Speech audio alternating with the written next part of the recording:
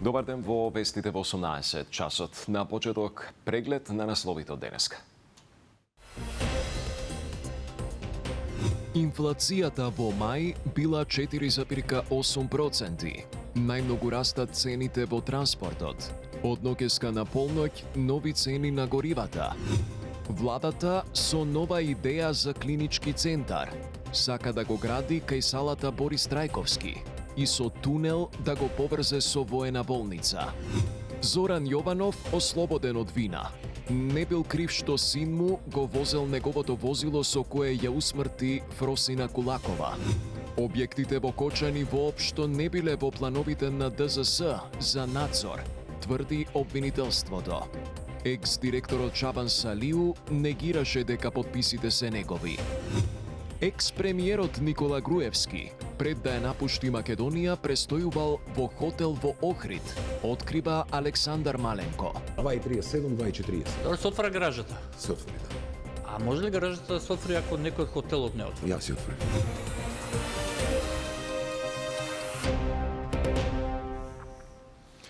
Инфлацијата забавува и во мај изнесувала 4,8%, соопшти Државниот завод за статистика, откако во април изнесуваше 5,7%. Според индексот на трошоците за живот, цените најмногу се зголемиле во секторот транспорт. Пораст има и кај храната и облеката, но од Министерството за економија велат дека тоа е умерено и не се потребни интервентни мерки. Во меѓувреме, регулаторната објави нови цени на горивата од полноќ. Сандра Спасовска ги има деталите. Инфлација од 4,8% измери Државниот завод за статистика за месец мај споредбено со истиот период лани, додека на месечно ниво истата е зголемена за 0,6%. Според статистика, месечното зголемување најмногу се должи на растот на цените на транспортот и тоа за 1,6% и цените на храната, кои пораснале за 1%, ставки кои имаат најголемо влијание врз индексот на трошоците за живот.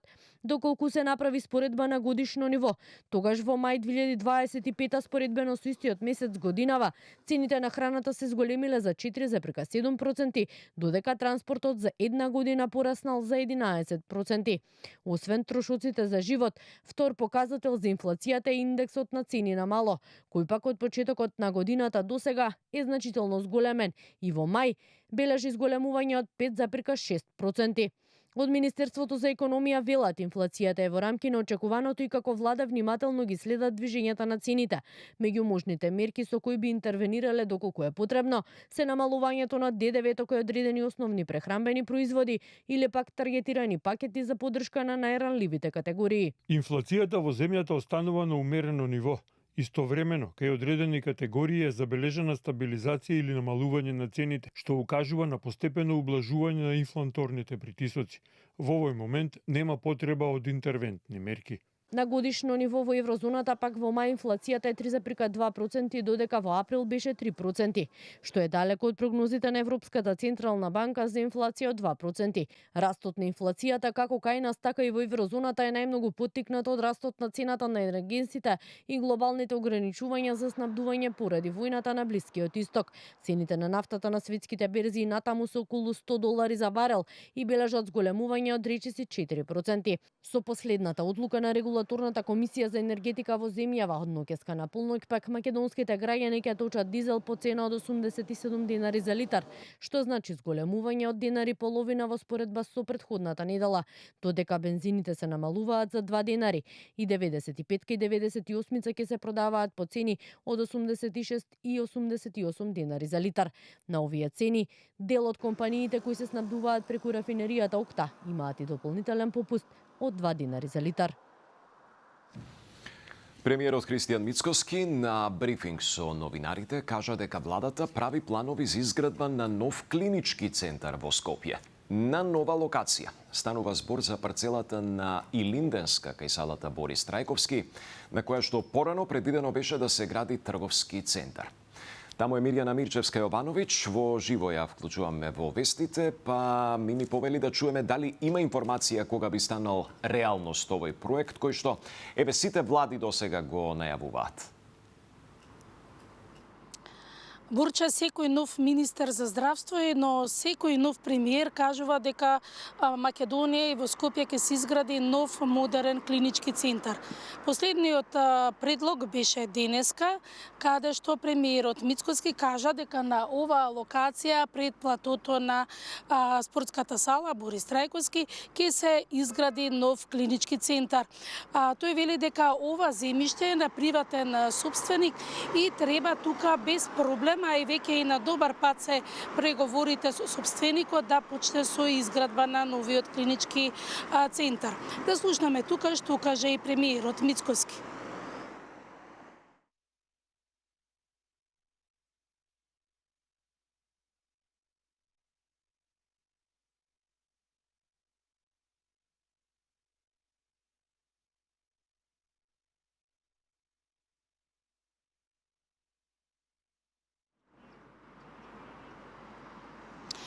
Така, значи, премиерот потенцира дека оно што е многу значајно е што токму овој нов клинички центар ќе се поврзе со веќе постоечката градска општа болница 8 септември, што е само на неколку метри оддалечена, тоест ги дели улицата Илинденска и токму преку подземен тунел треба да се направи премин каде што ќе биде поврзување на овие две болници. Премиерот посочи дека освен нов клинички центар ќе има и други нови болници изградени во Македонија.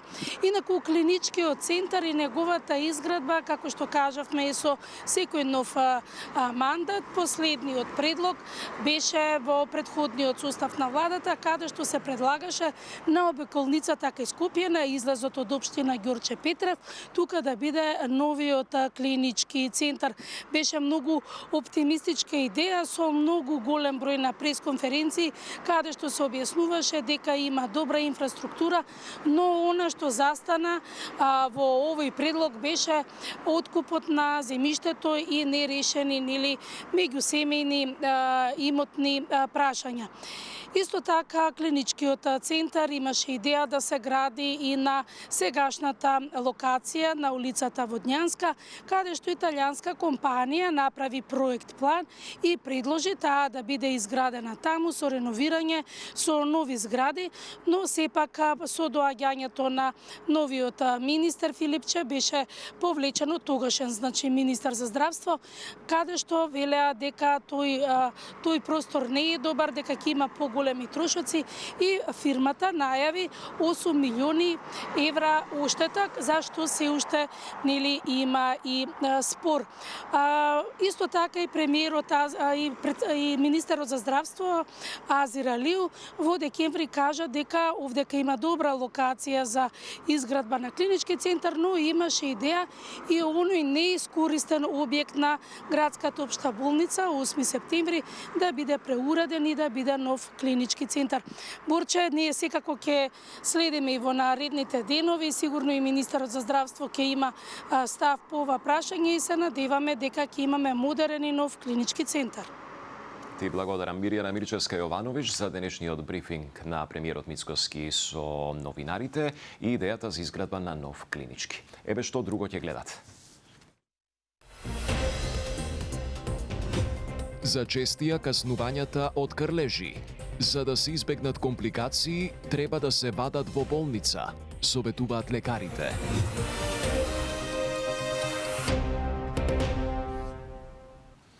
Ослободителна пресуда за Зоран Јованов, таткото на Васил Јованов, со чие возило беше предизвикана кобната сообраќајна несреќа на булеварот Партизански одреди, во која што загина младата Фросина. Согласно образложението на пресудата, судот оцени дека кривична одговорност не може да се заснова врз самата околност што обвинетиот е собственик на возилото и што неговиот полнолетен син управувал со тоа возило без возачка.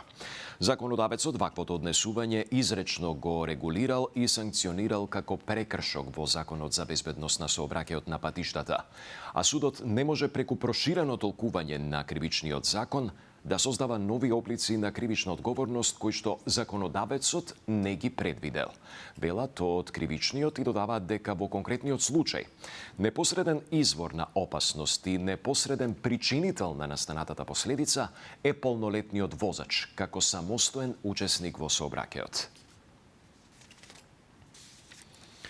На денешното рочиште за пожарот во дискотеката Пулс во Кочани, обвинителството преку докази укажува дека голем број објекти во Кочани воопшто и не биле во плановите за надзор на Дирекцијата за заштита и спасување. Доказите се за 2016 и се планови за надзор на објекти ризични за пожар на подрачјето на целата држава.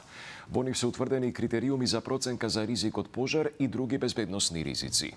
За општина Кочани не е ниту предвиден, ниту пак е спроведен надзор. Не е назначен ниту инспектор како би извршил редовен или вонреден надзор, посочи обвинителството.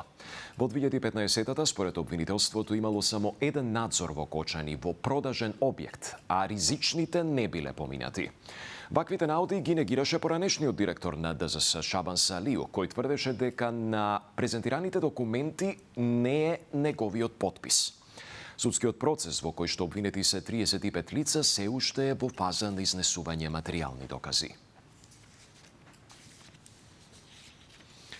Екс-премиерот Никола Груевски, пред да ја напушти Македонија, престојувал во хотел во Охрид. Ова во емисијата на Кавгас со Иван, што ќе се емитува вечерва, го открива поранешниот репрезентативен пливач Александар Маленко, кој во тоа време бил менаџер во хотелот. Сведоштвото го пренесува Сања Трајковска-Ставров. Груевски за Унгарија не избегал од дома, туку од Охрид, поточно од хотелот Ројал Вју, лоциран на самиот брег на Охридското езеро, околу 2:40 часот по полноќ на 10 ноември во 2018-та. Ова го открива познатиот спортист и екс-менаџер во хотелот Александар Маленко, кој во гостување во подкастот на Кавгас со Иван вели дека тој самиот ја отворил гаражата за да излезе Груевски со пасатот, кој го управувал шофер, а во автомобилот биле и луѓе од неговото лично обезбедување. Според тврдењата на Маленко, неговото семејство останало и го продолжило престојот во хотелот. Се враќаше со брсот и му велам, каде господин премиер? И вели, малце да поработам, имам, вика, работа. Тоа беше 9 на 10. 9 на 10. 10 Вечер. 10. Добро. Сега. Има еден момент, дека рече нема да се избрише ова. Во 2:40 се отвори гаражата. Значи зборуваме ноќта помлакот, тоа е значи 2:40, 10 и утрината. 0, 2:40. Добро. 2:37, 2:40. Добро, се отвара гаражата. Се отвори, да. А може ли гаражата да се отвори ако некој од хотелот не отвори? Јас си отворив. А кој ти каже да отвориш? Затоа што се гости, така? Извините, се гости и сега и вие, и ти, мислам, Добро. или било кој, Добро. да се отвори гаражата за да излезе. Значи некој ти јави дека треба да се отвори гаражата, Да, така? да. Кој ти јави? Од неговото обкружување. Според Маленко, во хотелот Груевски дошол со семејството, но и со придружба 3 дена претходно со 2 возила, лично обезбедување, но и возило со службеници од 6-та управа при МВР. Од 7 ноќта по протокол пред да пристигне бил најавен престојот на ВИП гостинот, без да се сподели за кого станува збор, како што предвидуваат безбедносните правила за високи функционери. После полнок затоа што беа најавени во 23, па стигнаа 00 и нешто сега. Се, ова е интересно, викаш најавени, значи не бил сам. Не, како сам. Значи беа два автомобили, од кои едниот беше од МВР. Добро. Едниот од МВР беше. Вие Види, те молам само да одговориме без констатација за затоа што беше од МВР затоа што нели му следеше него обезбедување од 6-та ли управа следење и така на така, поранешни председатели има и така на така премиери со двајца службеници.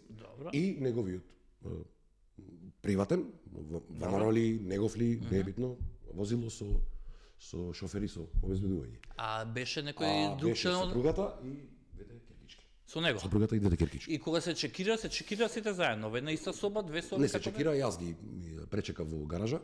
Во гаража, така? Да, во гаража и од таму се упатија, што беше све спремно, затоа што беше најавено од МВР дека ќе пристигнат службено во хотелот. Значи МВР свесно знаеше дека Груевски ќе дојде кај тебе, кај вас во хотелот Ројал Вју. Груевски избега во Будимпешта под неразјаснети околности со образложение дека ќе му била загрозена безбедноста во затвор. Иако формално беше отворена истрага, никој не сносеше одговорност за бегството, а единствените официјални информации беа од земјите од соседството, кои објаснија дека поминал преку Албанија, Црна Гора, Србија со привремена дозвола од Унгарија.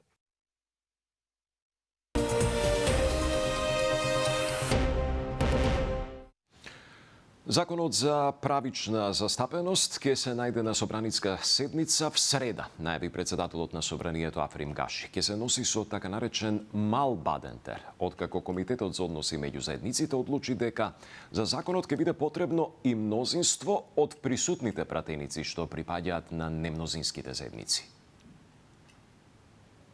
Долго најавуваниот закон за правична застапеност, кој треба да го замени така наречениот балансер, в среда ќе се најде пред пратениците во прво читање на пленарна седница. Собранискиот спикер Гаши не очекува блокади од опозицијските партии и смета дека на таков начин не се носат квалитетни закони. Повика тој да биде донесен, а понатаму доколку има потреба тој да се подобри.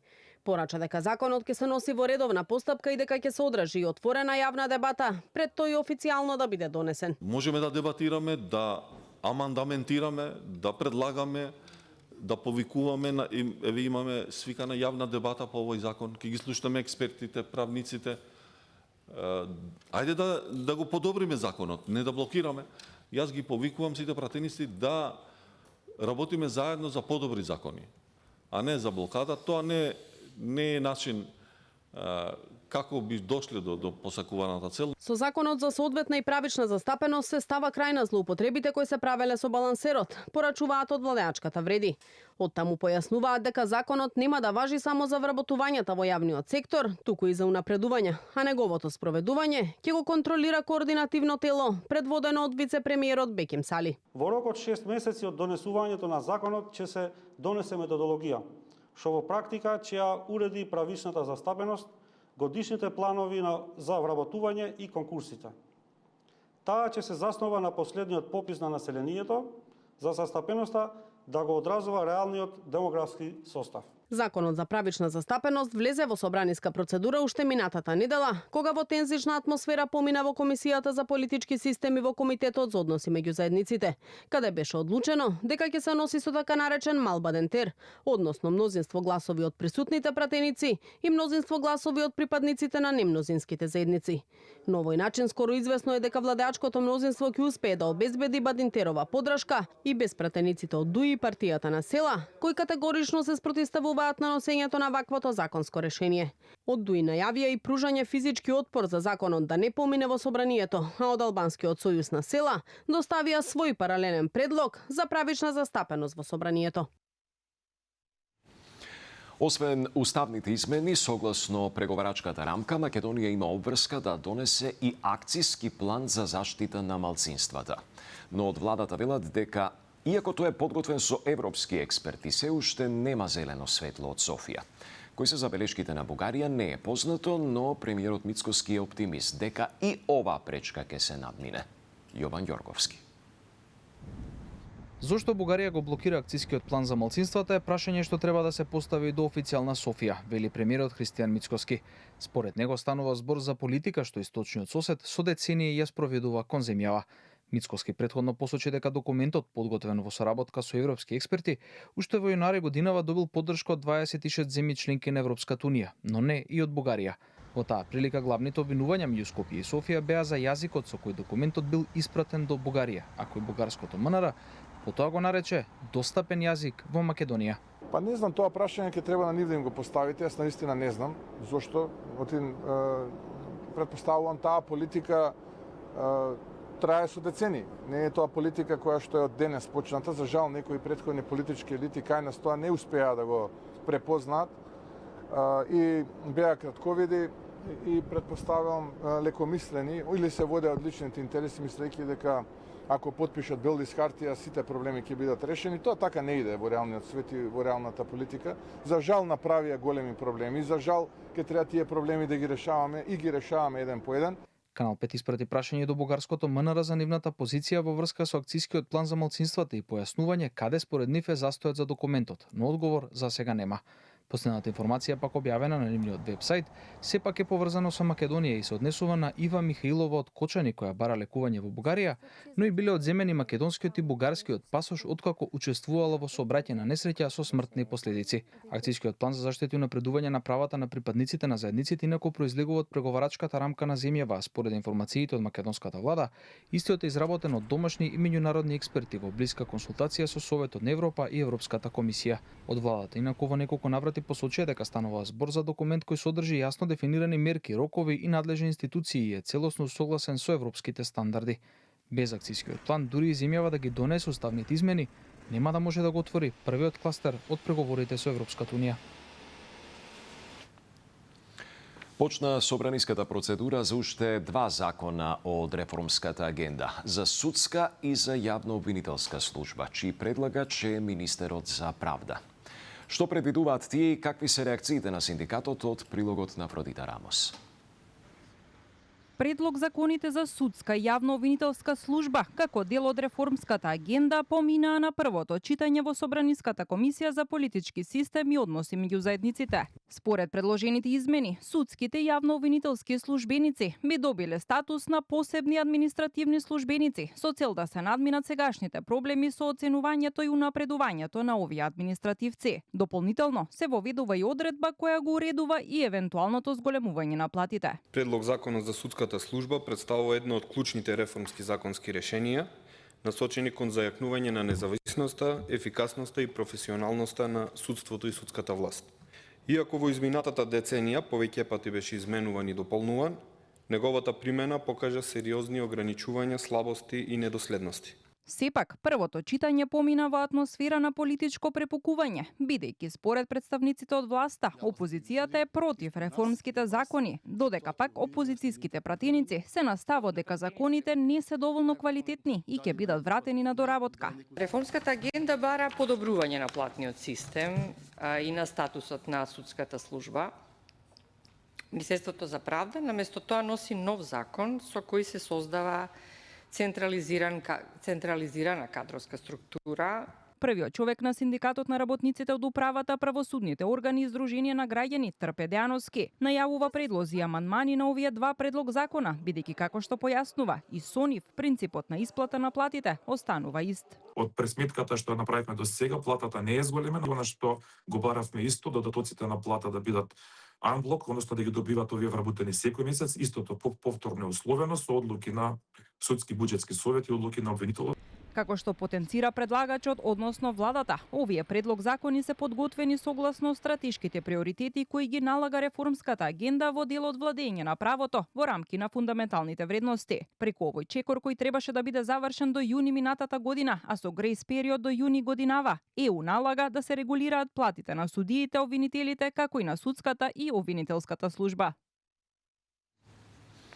Изборните реформи влегуваат во завршна фаза, соопшти Министерството за правда по денешниот 7ми состанок на работната група. На седницата беше потврден досегашниот напредок во усогласувањето на законските решенија со препораките на ОПСЕ од ИХР, при што членовите на работната група водеа интензивна и конструктивна расправа за повеќе прашања кои што директно влијаат врз транспарентноста, интегритетот и кредибилитетот на изборниот процес, соопшти Министерството. И најави дека следната седница е закажана на 12 јуни, пошто законските измени ќе се финализираат и ќе се достават во понатамошна процедура. СДСМ најави нова фаза на политичко дејствување преку Скопска иницијатива и програмската платформа Твоја држава, твоја шанса, која што според партијата представува визија за модерна, праведна и европска држава. СДСМ смета дека најголемиот предизвик за младите денес не е само економската несигурност, туку и чувството дека системот не е праведен.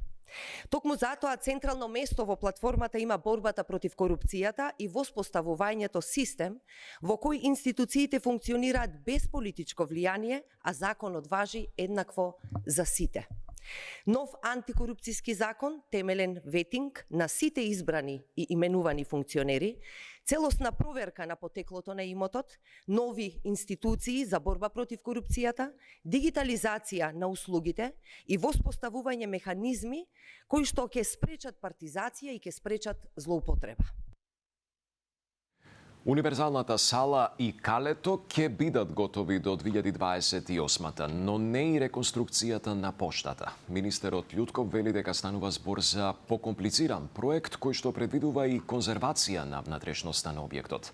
Тој најави дека конечно ќе почне да функционира и инспекторатот за македонски јазик. Дејан Трајковски. Еден од најзначајните символи на Скопје, зградата на пошта, нема да биде готова до 2028 година, кога Скопје ќе ја преземе титулата Европски град на културата, посочи на денешниот брифинг со новинарите министерот за култура Зоран Љутков. Според него, нема обврзаност овој објект да биде завршен за година и половина од сега, а и не постои можност за истото бидејќи станува збор за посериозен зафат кој подлежи на конзервација, што се однесува до универзална сала. Динамиката велие според планираното и очекува до крајот на наредната година таа да биде подготвена, а и Калето најави дека ќе биде во полн сјај. Фазно решавањето во овој дел, бидејќи внатре мора да се прави конзервација на село на што го имаме, но тоа ќе биде во вториот дел. За да се работи на тоа, мора прво кровната конструкција да се реши.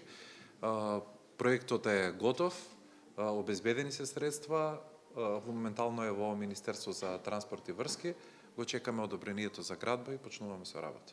Не верувам дека така ќе биде. Таа не е ни во план да биде готова во 2028 година, бидејќи е многу подолг процес за разлика од овие класичните градби. Од почетокот на наредната година треба да започне примената на новите механизми за употреба на македонски јазик во државните органи, институциите, медиумите и сите обврзани со закон. Сепак проблемот е што во почетокот употребата на ниво на земјата ќе ја контролираат само 5 инспектори, бројка која директорката Менча Андреева очекува да биде зголемена. Военутре треба да се знае кој ќе биде новиот претседател на Советот за македонски јазик, откако Груевска Маџовска си поднесе оставка. Јас во почетокот барав 12 инспектори, тоа веќе го знаете и сум го изјавила.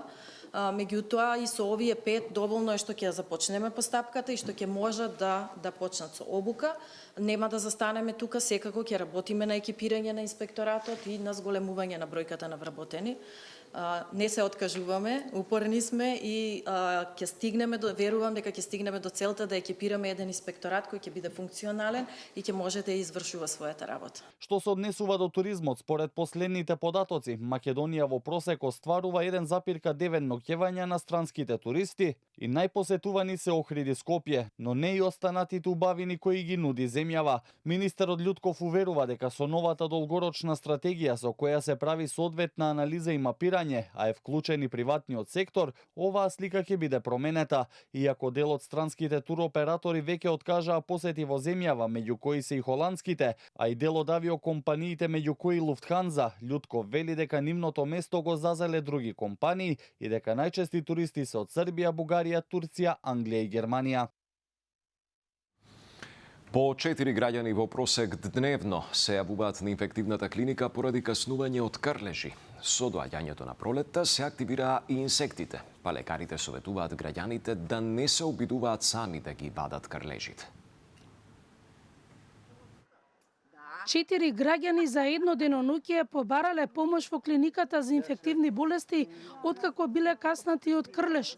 Директорот на клиниката Фадил Цане објаснува дека нема место за загриженост од компликации, но по каснување од крлеж не треба човекот сам да го вади, туку да отиде на хирургија каде ќе му посочат каде да го продолжат понатамошното лекување. После 2 недели, доколку има црвенило, прстеновидно, на местото на убодот или за било кое место на телото, последниве 2 недели, тогаш тоа е индикација да се јави на преглед кај матичен лекар и понатаму на ефективна клиника. Од клиниката за кожни болести објаснуваат дека и кај нив има граѓани кои доаѓаат по каснување од крлеж за да проверат дали е правилно изваден и дали имаат одредено заболување. Најважно е да се извади правилно крлежот, вели докторка Невенка Аџиевска. Борелиоза или лајмска болест која што првично може да се манифестира како еритемен круг, како црвен круг околу местото на самиот убод, кој што постепено во центарот избелува, а нели границата на кругот е еритемна или црвена. Тоа пациентите го забележуваат прво и обично ово е прв симптом и кожен симптом и се јавува 2 недели до 1 месец после убодот од крлеж, тој одма нема да се забележи. Најважно е во пристојна природа да се носи светла облека, да се провери телото да не има крлеж, пред се кај помалите деца, апелираат докторите.